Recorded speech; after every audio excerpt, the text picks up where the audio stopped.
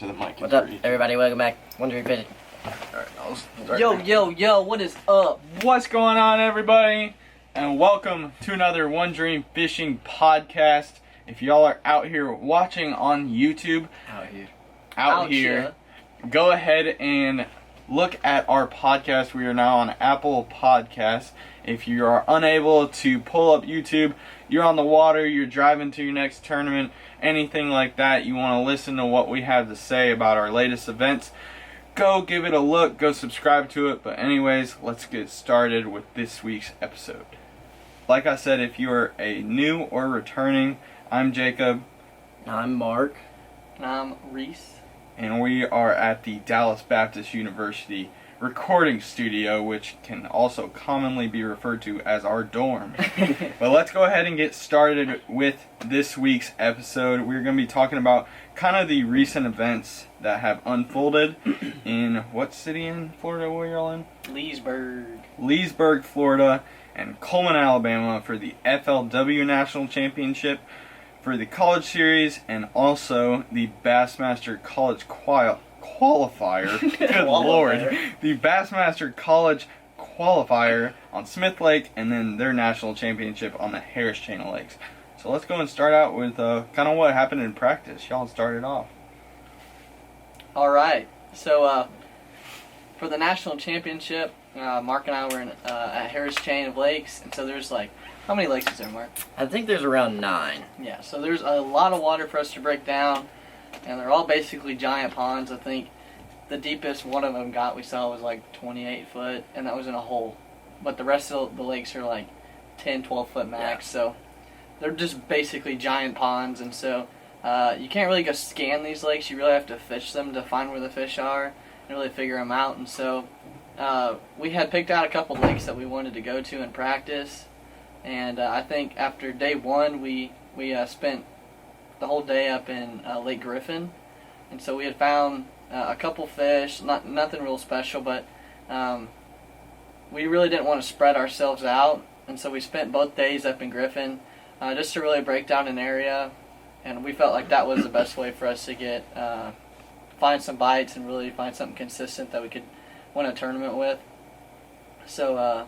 Yeah, you want to tell them what we Yeah, so the good part about this, good and bad part about this, was the pros were actually fishing the Harris Chain right before we got there. So the good thing was we were getting to see who was winning, the top 5 guys, what they were doing. The bad thing is the lakes were getting pretty pressured. But, so we watched Laramie Strickland, he won, and the way he won was by punching mats. So they had a cold front come through, and on day 2 he caught 30 pounds punching mats, which makes sense. The big females getting ready to spawn were tucking up under those mats that were holding heat. So we also were having a cold front come through, not quite as drastic, I don't think. So we went into practice with basically the mindset that flipping was going to get the big bites. So day 1 we spent most of our day in the back of this kind of the back of this creek, these backwaters. It was trolling motor only waters, and we saw some big fish cruising, had some fish on beds, but weren't really getting the bites. So the second day we focused more canals and almost main lake areas, and we had one spot. Well, excuse me. We started in the back of this canal on day 2, and it kind of looked different than any other part of the lake. The water was super tannicky, which in the back of other canals, it wasn't really that Florida tannicky water. It was kind of muddy. So this water we were in was super tannicky, and we weren't flipping it for 10 minutes, and Reese caught a 7-pounder flipping in this like thick, heavy covered bush. Yeah, and a big old thorn bush. Yeah. So we kind of just troll motored out of there. We figured there was going to be more fish in there, and sadly we were wrong. But in the mouth of that canal there was a grass flat, so we were throwing weightless Cincos out there, and we were seeming to get like 2.5, 3 pound fish. Yeah, we were getting a lot of bites. I mean, like, I put a Cinco on, and it was like instant bites. So we figured that we could go there and catch some fish, and so that was just a big confidence booster. We figured because nobody did well in the pro tournament that those offshore grass flats weren't really going to be the the way to do it.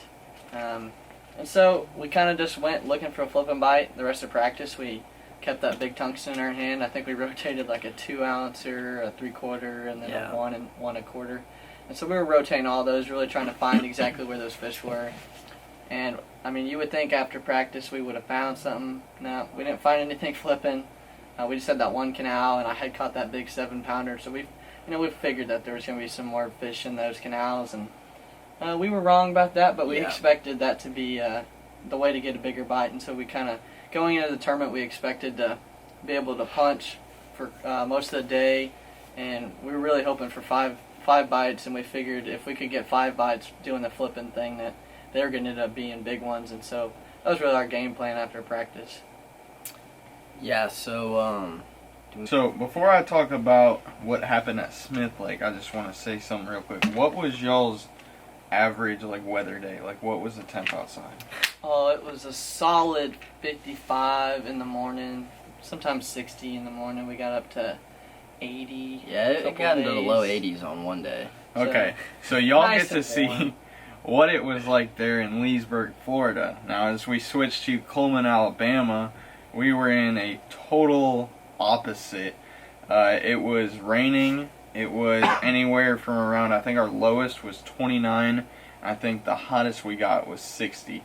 So majority of the time it was just plain miserable. But I'll go ahead and start with my first day of practice. I think we had 3 or 4 days of practice, which was almost double their time, which was pretty nice. But the first day we got there, and the lake was up almost 8-9 feet, which for their summer pool, it was up like 22 feet, which was kind of crazy to think about. Actually, the first day, we launched in the parking lot, which was pretty crazy. But we got out there, and it was just something. I knew what I was coming into, that it was going to be a deep water lake, but I didn't quite realize when I got off the ramp, and it was 85 foot deep right there. It was kind of a shocker, but we kind of just went around and started patterning. Not really patterning, but we started catching fish on secondary points where there was brush, on a Ned rig, a drop shot, and we just really couldn't get bit everywhere. It was kind of like some areas you get bit once and you catch like a 3-pound spot, and then you go some other areas and it just wouldn't happen. You really couldn't replicate that everywhere on the lake, which was frustrating, and we kind of ran with that, trying to pattern these secondary points till I think our second or third day. And I think it was our third day of practice, and we were like, we gotta come to the realization that this is not gonna be a pattern. And I think we might have run with that too long, but it was just something like, you're on a predominantly spotted bass lake and you really want to try to find these spots, but it just really didn't work out for us. We would catch one here and there, but just nothing that we could run with. So on the last day of practice, we actually decided to go as far as we could up in a creek and go flipping, try to catch some largemouth. And I think in like 30 minutes we got 6 bites and just shook them all off, and 2 of them felt like they were pretty decent fish. So we're like, you know what, everybody's got like that inclination, like when you go out there, you wanna drop the hammer, but you gotta throw the dice every once in a while. So basically that's what we did going into tournament day. But I'll let y'all switch back to tournament day. Yeah, before that, I want to ask, how deep was the water in the backs of the creeks that you were in? The backs of the creeks I was in, it all depended on the creek, honestly. Some of the creeks we'd be flipping and you would literally have like maybe a 2-foot stretch that would be like 6 foot, and then it would be 30. And that's in the backs of the creeks. That's in the back. Yeah, crazy. then we're down here in Florida in like 2 foot of water. Yeah, like, we were literally flipping bluff walls, which were, I think they dropped just straight vertical. And it would be like, you're literally like, I can spit to the shore and I'm in 95 foot of water. It was an insane feeling. And the hardest part, like trying to get a dock bite, is you got all these cables, because they're all floating docks, so you can't go anywhere. There's cables going everywhere. You can't cast. Okay, so you get hung up, or Yeah, the troll or you motor. try to get in there and you risk damaging the boat. I mean, it's giant metal cables everywhere. I've heard that a lot of sometimes the bass will suspend on those metal cables. They're in the air. Oh, okay, yeah. I don't think we got Yeah, if they're on that bite, flying, that's wild. flying Yeah. bass. All right, so I guess we'll go into the tournament day for us, for Mark and I. All right, so our plan going for day one for the FLW National Championship was we were going to lock up through to Lake Griffin. And so our plan going in, we knew we weren't on like a crazy bite. We were just expecting to be able to flip, and we were just going for the win, honestly. And so we figured if we could get 5 bites, we were going to be able to get the right sack to win. And so we started in the canal where I caught that 7-pounder, and we flipped for 2.5 hours continuously. And we weren't able to get any fish in there, which was really, it was hard on us mentally. We were like, man, we don't know if we should keep at this or just go out to this flat and really catch them. And so, Mark, you want to know? Yeah, so we ended up, actually when we first got there in the first like 5 minutes, I chunked a chatterbait right down the middle of that canal, right at the mouth, and caught like 1.5 pounds on a chatterbait. So we were coming back out of that canal after flipping it, and man, we were flipping just the most beautiful stuff, and we were like, all right, any cast now, any flip now, it's going to be a big one. And unfortunately that did not happen. So we went back out towards the mouth, and the same thing, I threw a chatterbait and caught another one. I was like, okay, Reese, I think the majority of these bass are staging up out here on this hydrilla flat, or they're like coming out and coming in at the same time, because the bass were in all 3 stages. So the majority of the fish were out towards the mouth and then in front of the canal. So we moved off into the hydrilla flat about, I don't know, 20-40 yards in front of the canal, and Reese ties on a weightless Cinco, and about this time the camera guy pulls up, and they're like, you catching any? And we're like, oh no, we got two babies, we're trying to get a limit out here. And in the next 5 minutes, Reese is like, Mark, I'm getting bit. Freaking just loads up on one, smokes one, and ended up being a 3-pounder, and the guy got it on camera. It was awesome. We were on the cover of the FLW National Championship updates. It was super cool. And then we proceeded to get our limit out there in the main lake area on the hydrilla flats. We moved in on the main lake banks around the canals, and we started flipping lily pads. I ended up catching a 4-pounder under the lily pads. So we managed to get a limit that day and scrape up what we had left of that day, which was a mental win for us. It really was. Yeah, we had talked a lot about we can't get spun out, we can't let our heads get the best of us. And basically going through the entire morning and only having one small fish was pretty hard mentally on you. So I was super proud of us for making that adjustment and going out and getting a limit. And we ended up weighing... Yeah, we had like 12 pounds, 9 ounces. Yeah. And what was crazy about catching that limit was we had the GoPros rolling, and so you'll see the video if you go over to our YouTube channel, Wondering Fishing. Yes. You'll see the video of the tournament. We're going to have both Jacob's tournament video and ours together, but we caught all those fish in 43 minutes, which was crazy to see just how quick a day can turn around. So it was just like a testament to never give up, as Mike Iaconelli says. So it was really cool. And yeah, so that's really what we did for the rest of the day. And we locked up and weighed 12 pounds, 9 ounces. And it was good for us because, it was just mental. And we were able to keep ourselves in it. Last thing we wanted to do was go to Florida and fish the first day of the tournament and be completely out of the tournament. Right. And so we were pretty far away from the lead. I think somebody weighed in 24 pounds. Yeah. But the cut line was 10th place, so they take the top 10 to day 3, and that was what was the weight for 10th place? 10th place is like 18. Yeah, so we were 6 pounds out, and you figure the final day of the tournament is gonna die out. People aren't gonna catch them as good as they did, and so the weights are gonna slip up a little bit, and that's what we're expecting. And we just hoped that we were gonna keep ourselves in it, and I think we did that, and we had hope that we could actually go out and make that cut the second day. Absolutely, you can't win it on the first day, but you can definitely lose it. So we're 6 pounds out of the cuts in Florida. That was just that's one fish. Oh yeah, you can get that real easy. Yeah, so we went into day 2 with a pretty good game plan, and we'll talk about that in a minute.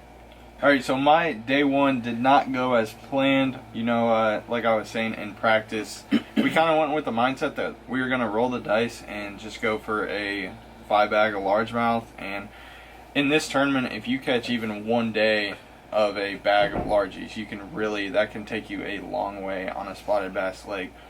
But actually, the night before the tournament, as we were rigging up, I was actually calling Mark and Reese, seeing how their day one tournament went. And they're like, hey, how's the weather down there, blah, blah, blah. I'm like, well, I'm actually rigging up in the snow right now. But so, yeah, we were kind of getting worried about how that would affect. We had a major cold front move in the night before the tournament, which it had already been kind of cold, so we didn't think it would be a major change in water temp. But we were very, very wrong. We went to our first spot, which the day before we were reading 53, 54 in the back of that creek, and we pulled up there and we were reading like 45, 46 in that creek, which was a major change. And I think everything was either in the middle, suspending, and very hard to catch, but they were not on the flipping bite, and it was just pretty hard to like witness that, like, you're throwing the dice. It just really didn't work out. We caught like 2 or 3 short fish, and actually on that leg everything is 15 inches, so we were catching like 14 and 3/4 inch fish, and kind of we just got spun out. We didn't have a fish in the boat at like 1 o'clock. We're like, you know what, screw this, we're gonna go after spots, and just kind of ran some points and just never got on anything good. And I think that was our biggest thing. I think if we were going to commit to the largemouth, we needed to just wait and hope that that shoreline heats up and something happens. But it just didn't work out for us the first day. But we knew we were kind of still in it, because I think they take the top 25 to the Natty, and 25th place was like 10 pounds. So we weren't crazy out of it, but we were changing things up for day 2 for sure. Back to y'all's day 2. Alright, so we started the second day of the FLW National Championship the exact same way that we started the first day. We had to lock through.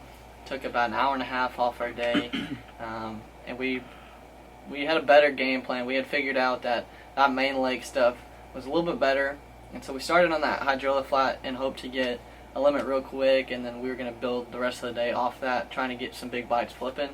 So that's exactly what we did. We went to our flat, we caught some fish. I think we had, just 8 pounds or something. Yeah, if that. So we had, the keeper size out there is 12 inches, so we didn't really have much in that hydrola flat.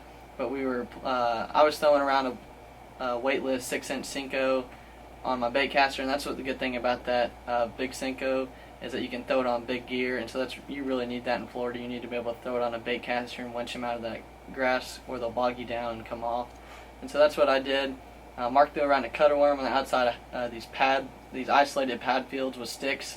Anytime he would find a stick inside like a little group of pads or something, he would catch a fish. Like, it was like he could call it every time. So that was really cool to see that we kind of had a little pattern.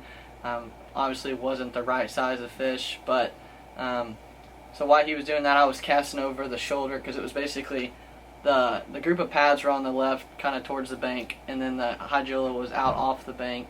And so I was casting off, and he was casting at the pads. And so we kind of did that, caught a limit, and then what do we do after the limit?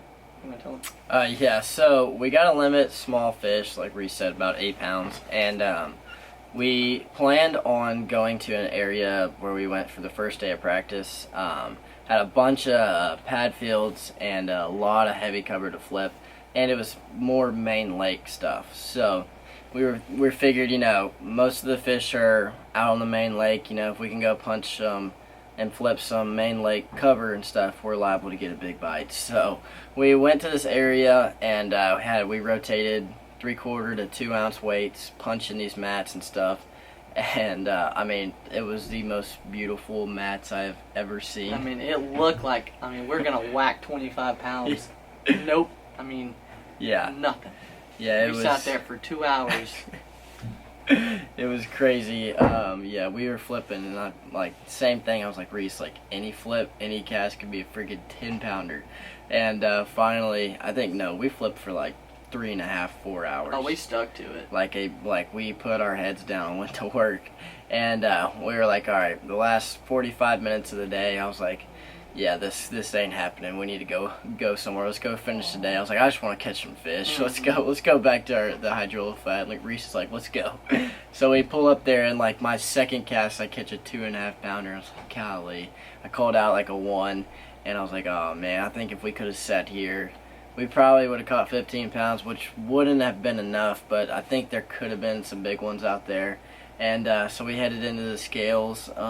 We ended up weighing like 9. Well, tell them what happened right before the lock. So we were coming back to Harris, and so there's like this group of boats waiting to lock, and we're coming in. I think there's like 6 of them, and it's 9 boat locks. So we were perfect timing. We were just gonna fish until we got there, and Mark made a cast on the edge of this little group of pads, and we'd be like, I mean, imagine if you caught one right here. This would be perfect. Yeah. Catches like a 2-pounder.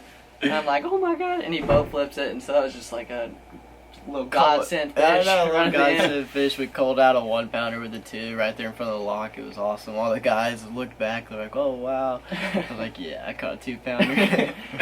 But yeah, then we didn't have any time to fish after that, so we headed to the scales and weighed in 9.3. Is that yeah, right? 9 pounds 3 ounces.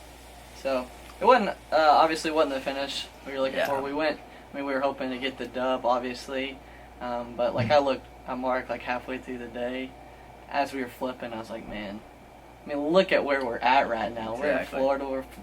We're surrounded by beautiful wildlife, and this place is just gorgeous. So we got to give a big thank you to DBU and everyone who really supported us and allowed us to get to this point, because I mean, we're extremely blessed to be here, and where we're at is pretty awesome. Absolutely, absolutely. And on top of that, I think there was only around, give or take, 10 teams, 10 freshman teams there, and out of 164, 160, something like that. So to qualify for a national championship on your freshman semester is pretty cool. So we hope we can do it again this semester, which would be awesome. So all in all, we finished 67th place out of 160 something teams. So not terrible for our first national championship, but definitely not where we want to be. So we're looking forward to trying to qualify again and going back next year. Oh, absolutely. So yeah, going into my day 2, we knew the largemouth thing just wasn't a viable option anymore. So we went into day 2 thinking, you know what, we're just going to run our spot points until we can't run them anymore and just see what happens. We knew we needed right about 20 pounds if we wanted to make something of this tournament. So we ran spot points for a while and just nothing was happening. And that's kind of the point where we started to scramble, which isn't always the best thing, but I think sometimes you need to do it and kind of just get somewhere else and clear your head. So we ran way up the creek that we had got those largemouth bite, checked out the water temp. It just wasn't feeling right, if you know what I mean. And we decided we were just going to throw it all away and we were going to go fish some bluff walls. And grabbed out the drop shot, started fishing these bluff walls. And I mean, we literally caught probably 35, 40 fish off of these bluff walls with just a little morning dawn drop shot right on these edges, which is like literally, when I say an edge, it's like a 50-foot drop of an edge. But just kind of going down back and forth on the bluff walls, and we only ended up catching 2 of them, which were keepers, which is pretty amazing considering we caught almost 40 fish and all of them were like 14 3/4. That's so frustrating. It was incredibly frustrating because it's like you're thinking, should I go do something else? Should I stop doing this? But you're like, if I'm catching this many fish, one of them's got to be like at least a 3-pounder, right? And then it just never happened for us. But you know, if I could go back, I'd probably say to put more time and practice on those bluff walls and maybe just chase spots and try to be more consistent. But you know, it was definitely a big learning curve and I enjoyed being out there. I feel like if we probably would have went like 2 weeks later, it would have been absolutely just a smash fest on the docks. Last year when they went, they actually just like smoked them with swim baits on docks. Yeah, I saw that. That would have been really fun, but it just didn't set up for that. It was actually a really tough tournament on everyone. The first day, actually 78 teams zeroed, which is incredible in a Bassmaster tournament, and I think it was 56 or more teams only had 1 fish. So it was tough on everyone. It only took up around 10 pounds to qualify and 10.5 pounds to make the final day. So that's how close the weights were. But you know, it was a awesome learning experience. Kind of bouncing back on what Reese was saying, just thank you so much for DBU supporting us. I know this wasn't any of our best finishes, but just their continued support for us to allow to live our dreams. I mean, traveling to Alabama, traveling to Florida. I know we complain about these not being the best events, but we're just truly blessed to be able to do this in college. But I think that... Alright everybody, thanks for listening. Thanks for watching this video. If you haven't already, these podcasts are going to be on Apple Podcasts, so you can listen to those on the road while you're traveling, anything like that. So go check those out. Follow us on Instagram, and if you haven't already, subscribe to the YouTube channel. We're going to be putting out a lot of tournament videos and tip videos like that. So if you like that kind of stuff, subscribe. And as always, thanks for watching. God bless. We'll See you on the next episode of One Dream Fishing.